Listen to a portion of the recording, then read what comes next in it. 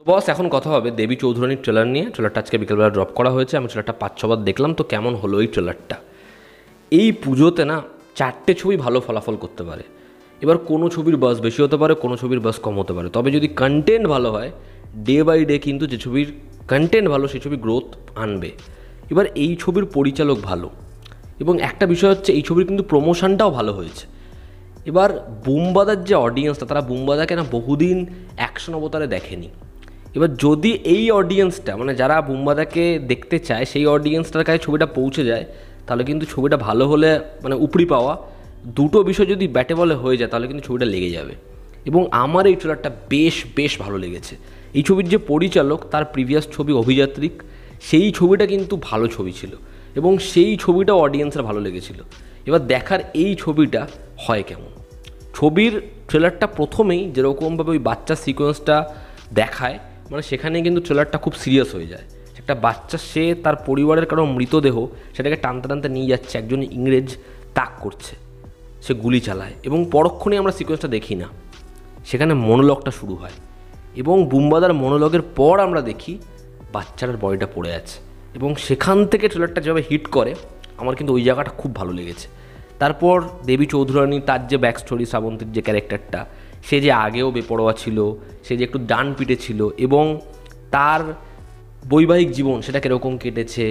তারপর সে যখন একটা বাজে খপ্পরে পড়ছিল, সেখান থেকে ভবানী পাঠকের দলবল লোকেরা তাকে উদ্ধার করে এবং তারপর শুরু হয় তার পরীক্ষা, তারপর শুরু হয় যুদ্ধের তৈরি এবং সেখান থেকে যেরকমভাবে ইংরেজদের দমন করার চেষ্টা, দুই পক্ষের মানুষ একত্রিত হচ্ছে, এই লড়াইয়ে সামিল হচ্ছে এবং সেখানে ইংরেজরা কিভাবে রণনীতি সাজাচ্ছে এবং এই লড়াইতে কিভাবে দেবী চৌধুরানী সামিল হচ্ছে, এই গল্পই বলছে হচ্ছে এই ট্রেলারটা। প্রথম কথা হচ্ছে এখানে প্রসেনজিৎ চট্টোপাধ্যায়কে হেভি লাগছে। এই ছবিতে যেরকমভাবে তাকে প্রেজেন্ট করেছে, যেরকম তার ডায়ালগ, যেরকম তার লুকস, তাকে হেভি লাগছে।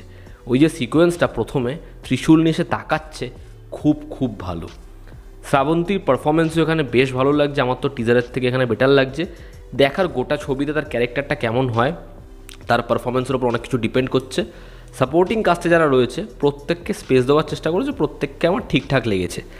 এই ছবির যে ডায়ালগস, এই ছবির কিছু পার্টিকুলার সিকোয়েন্স, ওই ঝর্ণা পড়ছে, যেরকমভাবে ওই জোনটাকে ক্যাপচার করেছে, বা হচ্ছে একটা হাতির দল যাচ্ছে এরা দেখছে, ওই দৃশ্যগুলো দেখতে ভালো লাগে এবং অ্যাকশন কোরিওগ্রাফি কিছু সিকোয়েন্সে কিন্তু বেশ ইন্টারেস্টিং। সেটা যে ব্যাকগ্রাউন্ড স্কোরটা আমরা শুনতে পাই সেটা ডেফিনেটলি ভালো, এবং যে গানটা, ওই গানটা ভালো হয়েছে বলেই সিকোয়েন্সটা দেখতে আরও বেশি ভালো লাগে। আমার খালি একটা জিনিস নিয়েই বলার, সেটা হচ্ছে এই ট্রেলারে কিছু এমন জায়গা রয়েছে যেখানে একটু বেশি অন্ধকার লাগছে, যে কারণে অ্যাকশানটা আরও হয়তো ফুটতো।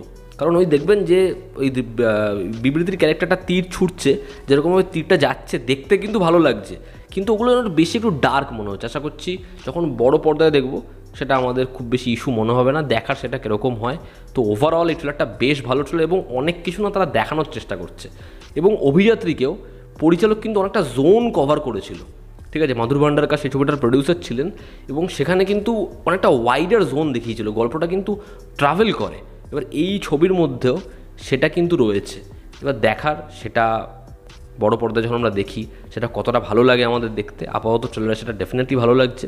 এবং আমার একটা জিনিসই বলার, দেখুন ফ্যান্সরা তো এটা বলবেই, তবু আমি একটা কথাই বলবো, যারা বুমবাদাকে বা এই ছবিটার ট্রেলারে কমেন্ট করছে বা কটু কথা বলছে, কয়েকদিন আগে আমি একটা ইন্টারভিউ পড়ছিলাম বুমবাদার। সেই ইন্টারভিউতে সে উল্টো দিকে যে ছবিগুলো রয়েছে সেই ছবিগুলো নিয়ে যা স্টেটমেন্ট দিয়েছে, সেখানে দেবকে নিয়ে যেরকম ধরনের কথা বলেছে, আমার কম্পিটিশানটাকে কীরকমভাবে দেখছে, সে অন্য ছবিগুলোকে কোন পজিশানে রাখছে, এটা কিন্তু অন্য কেউ বলবে না যে না এই ছবিটা আমার ছবির থেকে বোধহয় এগিয়ে, আমি এরকম ধরনের প্রমোশন কখনো করতে পারবো না, এই প্রমোশনের জন্য হ্যাটস অফ ওকে। এগুলো কিন্তু সবাই বলতে পারে না, আমার এটা মনে হয়। তো যাই হোক, বাদবাকিটা আপনাদের যা ওপিনিয়ন। তো এই ছিল আমার রিয়াকশান দেবী চৌধুরানীর ট্রেলার নিয়ে। আপনারা যারা দেখেছেন আপনাদের কেমন লেগেছে জানাবেন। জনতা আমাদের পাশে আছে। আবার দেখা হচ্ছে। Take care.